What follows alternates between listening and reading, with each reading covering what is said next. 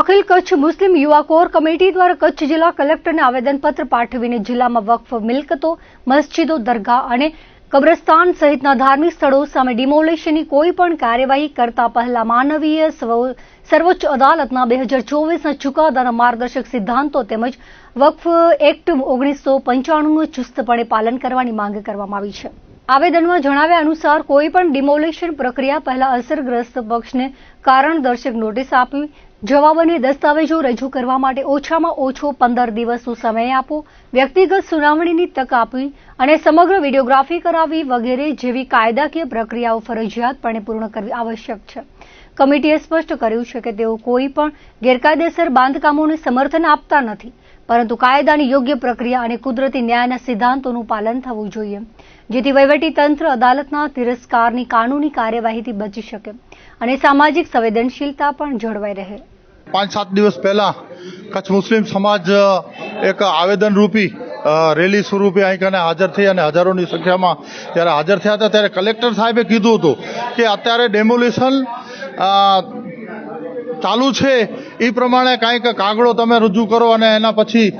બધું કરશો અને મુદ્દત આપશો, એવું કંઈ થયું નહીં। એટલે ના છૂટકે અમારે પાછો આજે કલેક્ટર સાહેબને રૂબરૂ રજૂઆત કરવા આવવાની હતી, કારણ કે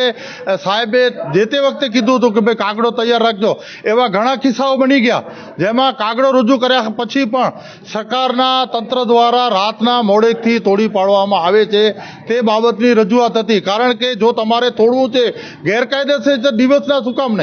રાત્રિના ભાગના શું કામ કરવામાં આવે છે અને કોઈ પણ સાંભળવામાં આવતું નથી। ને ઘણી મિલકતો એવી છે જે વકફમાં ચડેલી હોવા છતાં પણ તોડી પાડવામાં આવે છે, તે માટેની આજે રજૂઆત હતી। અને સાથે સાથે એ પણ રજૂઆત હતી કે નોટિસ સરકાર તરફથી આવે છે જેનો મુદ્દત બિલકુલ શુક્રવાર કે શનિવારના આપીને 2-3 દિવસનું જ ખાલી મુદ્દત આપવામાં આવે છે। કાગળો તૈયાર કરવા માટે તલાટી સાહેબ અને અન્ય અધિકારીઓને મળવા માટે પણ 2-3 દિવસ નીકળી જાય છે, એટલે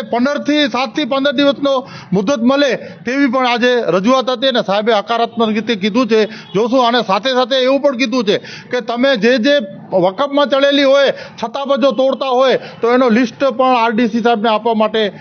વાત થઈ છે। અને હવે સાહેબે એવું પણ કીધું છે કે જે કાગળો રજૂ કરશો અને એ કાગળો પ્રમાણે બરાબર છે તો તોડવા માટે અટકાવવા માટે હું પણ સૂચન આપીશ। આ જે ડિમોલેશન થઈ રહ્યું છે એ ડિમોલેશનમાં કમસે કમ જે અરજદારો છે એને સમય આપવામાં આવે, કારણ કે આ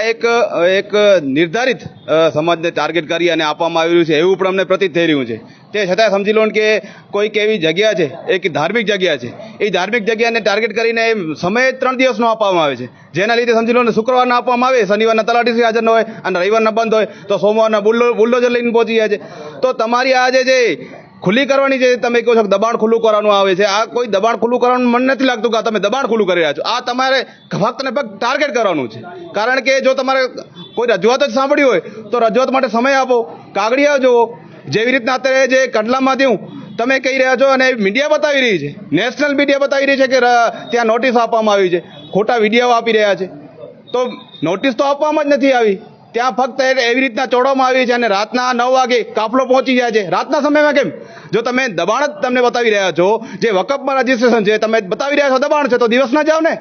ખુલ્લેઆમ દોડો। પણ આ એક મનસ્વી પ્રકારનું કોઈ પણ પ્રકારની આગેવાનની રજૂઆત નથી સાંભળવી, કોઈ પણ સામાજિક આગેવાનને આવા દેવું નથી અને એવી રીતના ડિમોલેશન કરવું છે કે જાણે કોઈ તમે નક્કી કરીને જ આવ્યા છો। અને ઘણી વખત એવું થયું છે કે તમે જેસીબીની સાથે અમે નોટિસો લઈ જાઓ છો, તો એનો મતલબ તો તમારે એમ જ છે કે ધાર્મિક સમાજ, એક સમાજની ધાર્મિક લાગણી દુભાવવાની નીતિથી તમે આ દબાણો તોડી રહ્યા છો। એ અમે સ્પષ્ટ શબ્દોમાં વખોડી છે અને સાહેબને કીધું છે કે તમે કમસે કમ અમને 7 દિવસનો સમય આપો કે જેના લીધે કોઈ વહીવટી ક્યાં હોય ના હોય, હાજર ન હોય, કોઈ તલાટી હાજર ન હોય તો સમય તો આપવામાં આવે। તો એના માટે રજૂઆત સાહેબે હકારાત્મક જવાબ આપ્યો છે અને અહીંયાથી અમે મેસેજ પણ આપવા માંગીએ છીએ કે જે પણ વહીવટ કરતા હોય જે પણ ધાર્મિક સ્થળોના, ત્યાં પણ પૂરતા ડોક્યુમેન્ટ રાખે અને અત્યારે જે ડિમોલેશનની પ્રક્રિયા થઈ રહી છે